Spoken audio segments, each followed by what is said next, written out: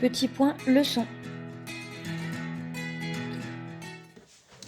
Alors, on va voir comment résoudre une inéquation quotient à l'aide du tableau de signes. Je vous conseille d'abord, avant ça, de regarder la vidéo comment résoudre une inéquation produit à l'aide du tableau de signes, où tout est expliqué pour une inéquation produit, puisque c'est exactement la même chose, sauf qu'il y a une petite règle en plus. Donc, il faut connaître d'abord les étapes de comment on résout une inéquation produit, et donc c'est la même chose pour le début.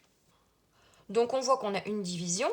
On a 3x plus 9 au numérateur, je fais un petit trait, et au dénominateur, on a 2x plus 7. Comme lors de la vidéo précédente, on cherche quand est-ce que ça s'annule. Donc on écrit égal à 0 et on résout cette équation. Celle-là et celle-là. Donc 3x plus 9 égale à 0, on fait passer le plus 9 de l'autre côté, ça devient 3x égale moins 9. Ensuite, on veut isoler x, puisqu'on veut résoudre cette équation. Donc il y a une multiplication par 3, ça devient une division par 3, donc ça fait moins 9 sur 3. Et on simplifie au maximum, moins 9 sur 3, ça nous donne moins 3. On a résolu la première équation. On a trouvé x égale moins 3. Ensuite, pour le deuxième morceau, on a 2x plus 7 égale à 0. On veut résoudre 2x plus 7 égale à 0, donc ça nous donne 2x égale moins 7. Et ça nous donne x égale moins 7 demi. Et donc, on a trouvé les deux solutions de ces deux équations. Ensuite, dans le tableau, on fait une ligne avec le numérateur, 3x plus 9, une ligne avec le dénominateur, 2x plus 7, et une ligne avec le bilan des deux, c'est-à-dire la division, 3x plus 9 divisé par 2x plus 7. Ensuite, dans la première ligne, ici, on a moins l'infini plus l'infini, c'est là qu'on met les valeurs qui s'annulent, donc on a moins 3 et moins 7 demi.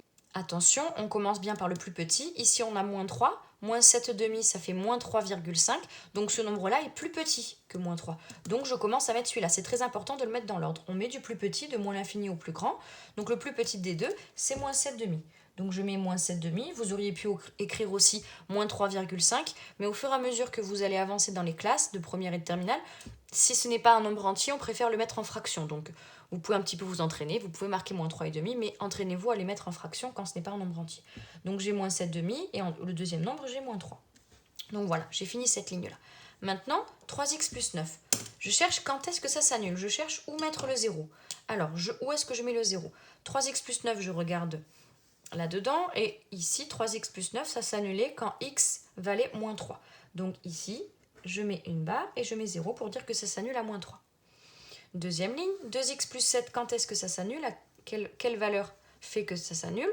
On regarde dans ce que j'ai écrit, 2x plus 7, ça s'annule quand x vaut moins 7 demi.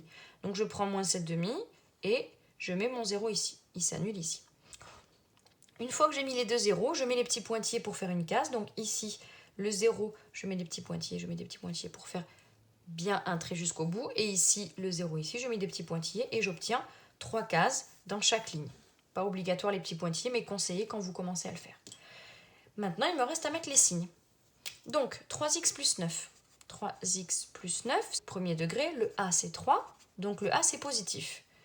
Le A est positif, et on a vu dans la vidéo précédente que dans un tableau d'une fonction affine, c'était du signe de A à droite du 0. Ici, le 0 est là, à droite, du coup je mets un plus. Et si c'est positif à droite du 0, ça veut dire que de l'autre côté, c'est négatif, du coup je mets des moins. Je fais pareil pour la deuxième ligne, 2x plus 7, donc 2x plus 7. Pareil ici, le A, c'est 2, le nombre qui est collé à x, c'est positif. Donc le A est positif, et comme c'est du signe de A à droite du 0, mon 0 est là, je mets du coup des plus à droite du 0.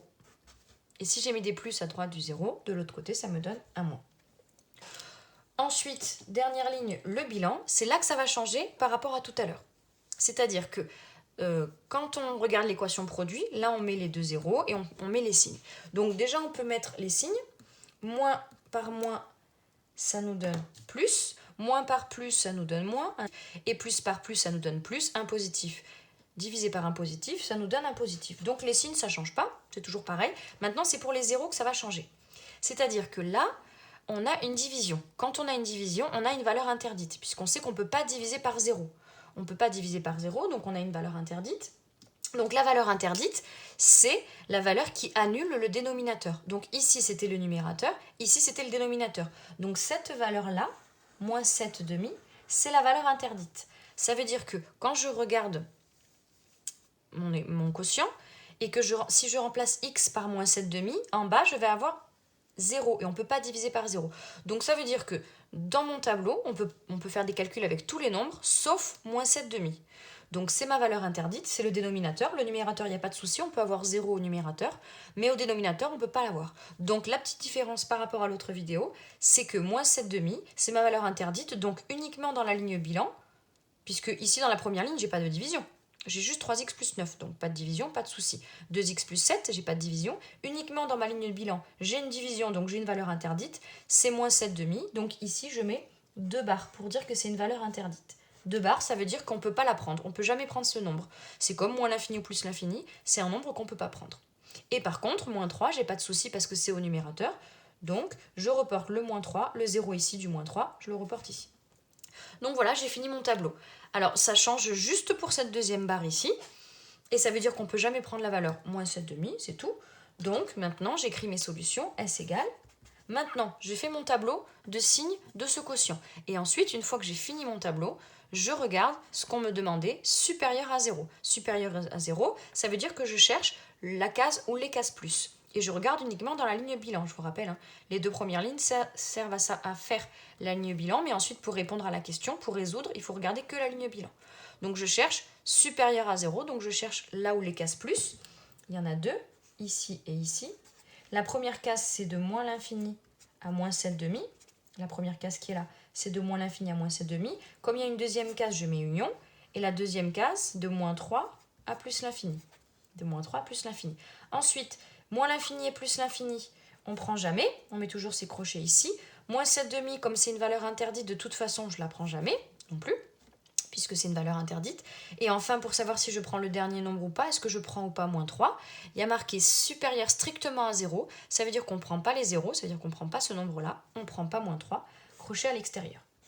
Voilà, j'ai résolu mon inéquation quotient. La seule chose qui peut changer ici, c'est la valeur interdite. On va voir un deuxième exemple. Ici, moins 6x plus 4 sur 4x plus 4 inférieur à 0. Donc, je fais comme tout à l'heure, je fais séparément le numérateur du dénominateur, moins 6x plus 4 et 4x plus 4. Je cherche quand est-ce qu'elles s'annulent, ces deux expressions. Donc, moins 6x plus 4 égale 0, ça nous donne moins 6x égale le plus 4, je le fais passer de l'autre côté, ça nous donne moins 4. Et ensuite, x égale moins 4 divisé par moins 6. Ici, j'ai fois moins 6, je passe de l'autre côté, ça fait divisé par moins 6. Je simplifie au maximum deux négatifs qui sont divisés, ça nous donne un positif, donc ça nous donne 4 sixièmes. Et je simplifie, ça nous donne 2 tiers. N'oubliez pas de simplifier au maximum vos fractions, hein. Soit de tête, soit à la calculatrice, si vous avez le droit à la calculatrice. Donc je trouve 2 tiers pour ma première équation. La deuxième, je fais passer le plus 4 de l'autre côté, donc ça nous donne 4x égale moins 4. Ici, j'ai fois 4, donc je vais diviser par 4. Donc j'ai moins 4 sur 4, pour faire passer de l'autre côté entre guillemets. Et moins 4 sur 4, ça nous donne moins 1. J'ai mes deux solutions de mes équations. Ensuite, dans le tableau, comme tout à l'heure, j'écris le numérateur, moins 6x plus 4. J'écris le dénominateur, 4x plus 4. Et j'écris enfin le bilan, la division des deux, moins 6x plus 4 divisé par 4x plus 4. Une fois que j'ai fait ça, dans ma première ligne, j'écris les solutions de mes deux équations. J'ai 2 tiers et j'ai moins 1. Je commence par le plus petit. Ici, c'est moins 1 le plus petit. Et ensuite, c'est 2 tiers. Maintenant, je m'attaque à la première ligne qui est là. Je mets quand est-ce que moins 6x plus 4 s'annule? Moins 6x plus 4 s'annule quand x vaut 2 tiers. Donc, je mets un 0 à 2 tiers. Quand est-ce que 4x plus 4 s'annule? Quand x vaut moins 1. Je mets un 0 à moins 1. Maintenant, je dois remplir les signes de chaque ligne. On n'oublie pas les petits pointillés. Ensuite, on cherche moins 6x plus 4. On cherche à remplir la première ligne. Moins 6x plus 4, le a, c'est moins 6. C'est le nombre qui est collé à x, c'est le coefficient directeur. Le a, c'est moins 6, c'est négatif. Donc, si c'est négatif, on a dit que c'était du signe de a à droite du 0. Donc, ici, le 0 est là. On a le a qui est négatif, donc c'est négatif à droite du 0. Et si c'est négatif à droite, c'est positif de l'autre côté du 0. Pour la deuxième ligne, on fait pareil. J'ai 4x plus 4. 4x plus 4. Ici, le a, c'est 4. Le nombre qui est collé à x, c'est 4. C'est positif, donc mon a est positif. Et on a dit que c'était du signe de a à droite du 0. Donc le 0 est là. À droite, je vais donc avoir du positif. Et à gauche, du négatif. Et enfin, la ligne bilan. Donc, un positif fois un négatif, un négatif. Un positif divisé par un négatif, Un positif divisé par un positif, un positif. Et un négatif divisé par un positif, un négatif. J'ai fait mes signes. Maintenant, je vais faire attention. Comme j'ai une division, je vais avoir une valeur interdite. Le dénominateur ne peut pas faire 0. Le dénominateur, je l'ai écrit là. Quand est-ce qu'il fait 0? À moins 1. Donc c'est moins 1, ma valeur interdite. Donc je mets 2 barres à moins 1. Et enfin, le 2 tiers, c'était mon 0 de la première ligne. Je le reporte à ma dernière ligne. Donc j'ai fini mon tableau. Ce qui change encore une fois, c'est la valeur interdite. Là, elle est au même endroit, mais elle aurait pu être ici. C'est vraiment toujours le dénominateur qui doit ne pas être égal à 0, donc c'est la valeur interdite. Mais des fois, la valeur interdite se met ici. Ça dépend des cas. Donc ensuite, on écrit S égale, et une fois qu'on en est là, on regarde la suite. Pour l'instant, on n'avait regardé que le signe de moins 6x plus 4 sur 4x plus 4. Maintenant, on regarde inférieur ou égal à 0. Inférieur ou égal à 0, ça veut dire que je prends là où les cases moins. Il y en a 2 ici. Ce sont ces deux-là. La première case, elle va de moins l'infini à moins 1. Et la deuxième case, elle va de 2 tiers jusqu'à plus l'infini. Comme il y a 2 cases, il y a union. Moins l'infini plus l'infini, on ne prend jamais. Moins 1, comme c'est la valeur interdite, on ne la prend pas. Et enfin, 2 tiers, c'est mon 0 ici. Est-ce que je le prends ou pas? Est-ce que je prends crochet ouvert ou crochet fermé?